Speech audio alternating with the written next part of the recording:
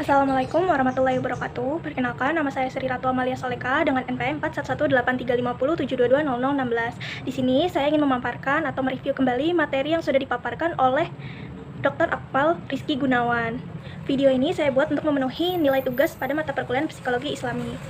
Yuk kita simak videonya bersama-sama. Dalam pandangan Islam, manusia itu memiliki 5 unsur yang saling berinteraksi dan saling berkaitan dan mempengaruhi satu sama lain. Yang pertama itu ada akal, yang kedua ada kolbu atau hati, yang ketiga ada nafs atau jiwa, yang keempat ada ruh, dan yang kelima ada badan atau fisik. Yang pertama ada akal atau intelek. Akal merupakan bagian dari kemampuan manusia untuk berpikir, menganalisis, dan memproses informasi.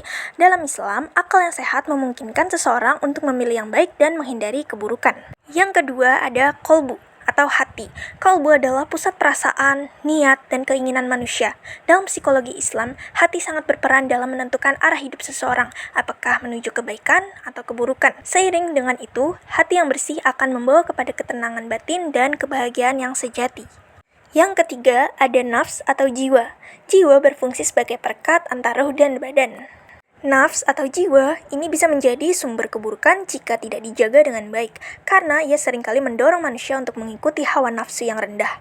Dalam ajaran Islam, nafs atau jiwa harus dikendalikan agar tidak terjerumus dalam perbuatan yang merugikan. Selanjutnya ada ruh atau spirit. Ruh adalah unsur yang tidak tampak oleh mata, tetapi yang memberikan kehidupan kepada tubuh. Menurut pandangan Islam, ruh adalah ciptaan Tuhan yang dititipkan ke dalam tubuh manusia saat 40 hari dalam kandungan. Ruh ini memberikan kehidupan, memberikan kekuatan spiritual, dan menjadi tempat bagi hubungan seseorang dengan Tuhannya. Dan yang terakhir ada badan atau fisik. Badan atau fisik adalah wadah atau tempat bernaungnya ruh dan nafs. Dalam Islam, tubuh harus dirawat dengan baik karena merupakan amanah dari Allah Subhanahu wa Ta'ala. Di sini aku ingin menjelaskan tokoh-tokoh psikologi Islami. Yang pertama itu ada Ibnu Sina. Jadi Ibnu Sina ini memiliki pandangan bahwa manusia itu memiliki hubungan antara tubuh dan jiwanya. Ia percaya bahwa kesehatan fisik dan mental sangat berkaitan erat. Selanjutnya tokoh psikologi Islam kedua adalah Imam Ghazali. Imam Ghazali menekankan pentingnya keseimbangan antara dunia dan akhirat dalam kehidupan manusia. Ia berpendapat bahwa kehidupan yang sempurna bisa tercapai apabila seseorang memiliki kehidupan fisik yang baik, harta yang tercukupi, kebahagiaan anak-anak, jabatan yang terhormat, serta ilmu yang bermanfaat. Dalam konteks ini, ia juga menekankan pentingnya iman sebagai dasar untuk mencapai sebuah kebahagiaan sejati. Yang pertama ada fisik yang sempurna, di mana tubuh yang sehat merupakan anugerah dari Allah yang harus dijaga, bahwa keseimbangan dalam kehidupan fisik dan spiritual membawa kebahagiaan sejatinya. Yang kedua ada terpenuhinya harta.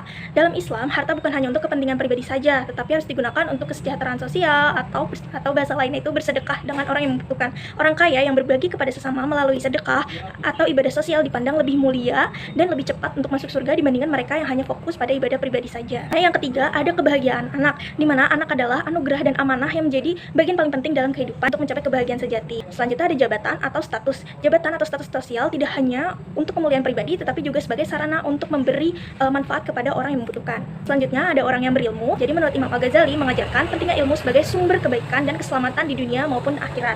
Selanjutnya yang terakhir ada iman. Iman adalah pilar utama atau fondasi paling penting yang membimbing seseorang dalam menjalani hidup dan penuh kebijaksanaan. Nah, hal tersebut juga sejalan dengan tokoh psikologi yang bernama Maslow memiliki teori mengenai hierarki kebutuhan manusia yang harus terpenuhi. Yang pertama ada kebutuhan fisiologis, kebutuhan keamanan, kebutuhan sosial, kebutuhan penghargaan diri, dan kebutuhan aktualisasi diri. Selanjutnya di sini juga aku ingin menjelaskan tahapan-tahapan pada kehidupan manusia yang terbagi menjadi 5. Yang pertama ada alam pertama, yaitu 40 hari dalam kandungan. Pada tahap ini, ruh ditiupkan oleh Allah ke dalam tubuh manusia yang menandai dimulainya perjalanan kehidupan. Yang kedua, ada kehidupan dalam kandungan. Kehidupan dalam rahim ibu adalah tahap perkembangan fisik dan spiritual yang sangat penting. Pada saat ini, roh sudah sangat mulai terhubung dengan nafs atau jiwa dan hati. Yang ketiga adalah tahap yang sedang kita jalani saat ini, yaitu alam dunia, di mana alam dunia ini adalah tempat manusia menjalani kehidupan dengan segala tantangannya. Pada fase ini, pikiran, hati, dan jiwa mulai berinteraksi dengan dunia luar dan menghadap ke ujian kehidupan. Yang keempat ada alam pikiran. Alam pikiran adalah dunia batin manusia yang mencakup perasaan, pikiran, dan kesadaran yang berhubungan dengan kehidupan dunia akhirat. Dan yang terakhir atau yang kelima adalah alam tidur, di mana alam tidur ini adalah tahap di mana jiwa terlepas dari tubuh manusia untuk sementara waktu. Tidur merupakan waktu bagi jiwa untuk beristirahat dan mengembalikan kekuatan spiritualnya. Dengan kita mempelajari dan memanfaatkan ajaran-ajaran Islam, manusia dapat mencapai keseimbangan dalam kehidupannya, baik secara fisik, mental, maupun spiritual. Mungkin itu saja pemaparan materi dari saya. Kurang lebihnya mohon maaf. Wassalamualaikum warahmatullahi wabarakatuh. Semoga bermanfaat.